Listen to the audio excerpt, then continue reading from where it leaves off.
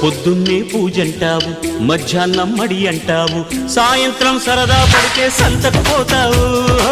సోకంతా చిదిమేస్తావు, నడుమంతా తడిమేస్తావు, గడి అయినా వెయ్యక ముందే గడబిడ చేస్తావు. చిల్లర పనులు మానుకుంటా, జల్లెడ పడితే వల్లనంట, నీతోటి సరసం చేసి పోతానమ్మో కాశీ. నీలోని చొరవే చూసి అయ్యో దాసి, పట్టాగా నిన్నే ఎరవేసి నచ్చావే పాల పిట్ట, రెచ్చావే కోడి పెట్ట. నా పుట్టు